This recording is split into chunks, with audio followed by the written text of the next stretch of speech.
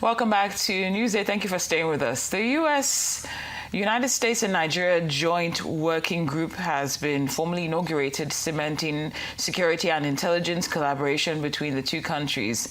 U.S. Undersecretary for Political Affairs Alison Hooker asked the Nigerian government to ensure stronger and sustained action to protect Christians and other vulnerable communities from the religious extremists and other terrorists. This is amid the recent abduction of Christian worshippers in Kaduna State.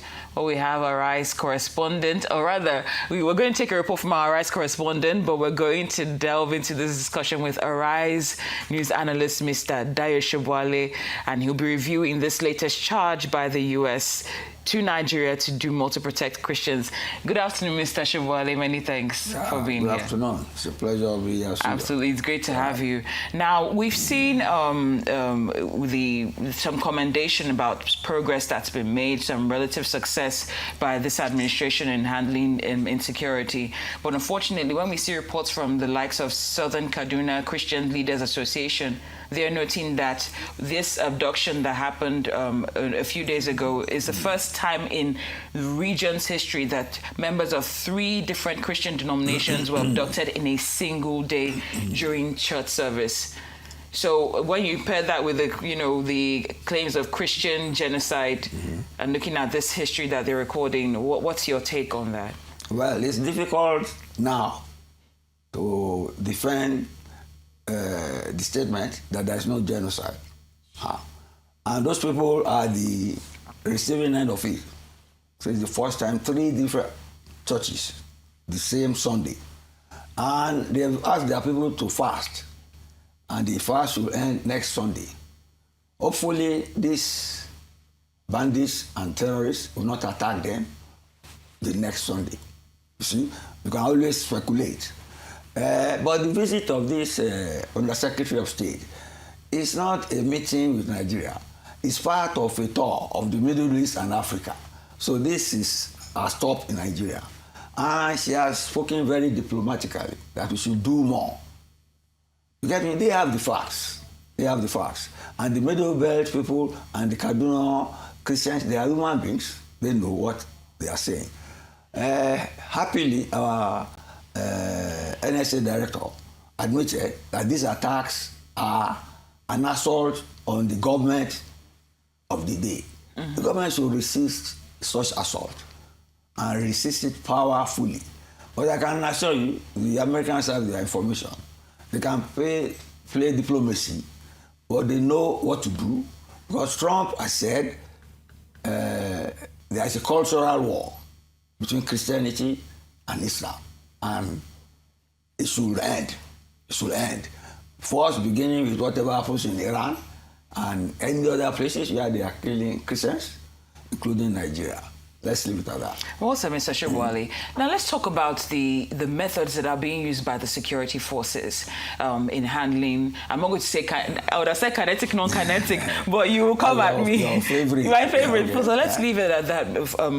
Let's talk about the methods being used. We understand that the condition that's being submitted by these terrorists is that they're asking for the 17 motorbikes that are valued at over 28 million naira, thereabout, to be returned, which were seized during military raids, as for them to release these abductees.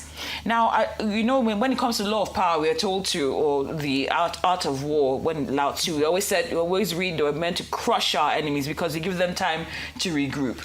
Isn't it obvious to the operatives, to an extent, and to you, or what do you think about the methods that are still being used, in the sense that you're seizing their materials, things that they're using to carry out these atrocities, but they're not crushing the enemy like you often say they should? What is the resistance about? Why are they resisting taking that decision? It means whatever strategy or effort you have been using against them have not been productive, and they are not deterred.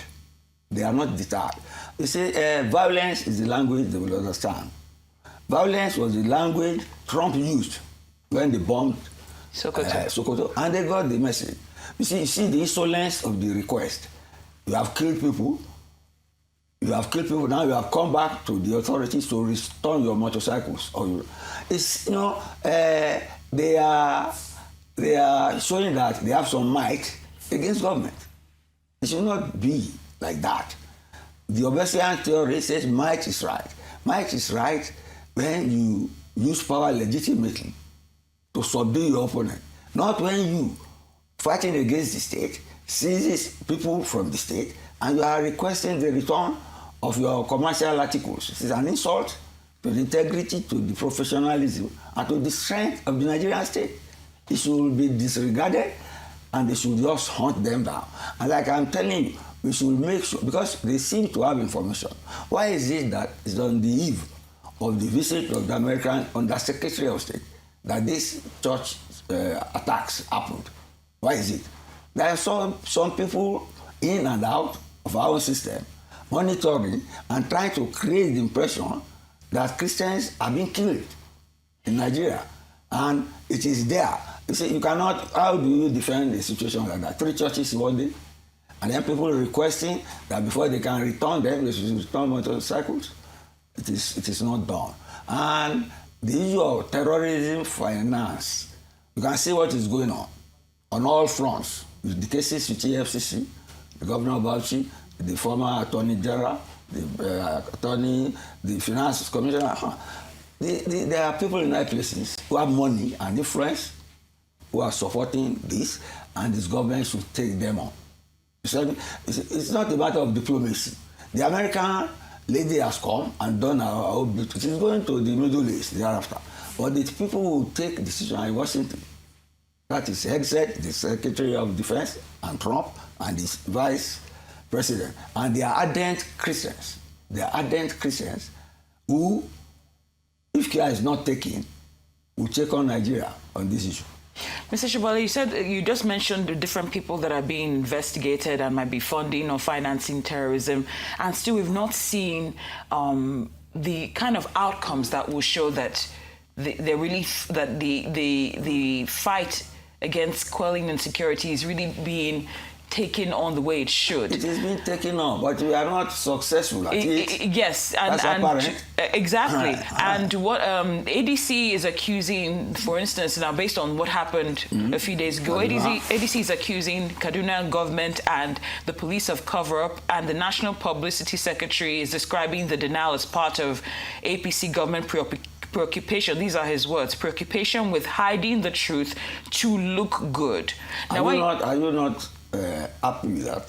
No, that's a premise. So I'm saying that when you pair this denial and then you look at also the lobbying, the amount that was paid to the lobbying agency to spin the narrative about efforts being made by the government, are you concerned that this administration is more concerned about optics, the look of doing what it should be doing as opposed to doing what it should be doing? Yes. You see, what government is doing, it's not a cover-up. You get me? It cannot admit failure of insecurity. And people have been saying the opposition is weaponizing insecurity against government. The opposition is in a position to say that and to bring evidence to support that claim. As for the government lobbying, I've said it here before, that you will send lobbyists to Washington, you get me, before they enact law and appropriate us as they have done, as nations that they feel concerned about, and they have done it. They have done it. So government is trying, you see, cannot fold this hand. It must do some public relations. Government can never, ever admit failure, or else it will be treated like Somalia. You heard what Trump was saying about Somalia, what is happening in Mississippi, Minnesota.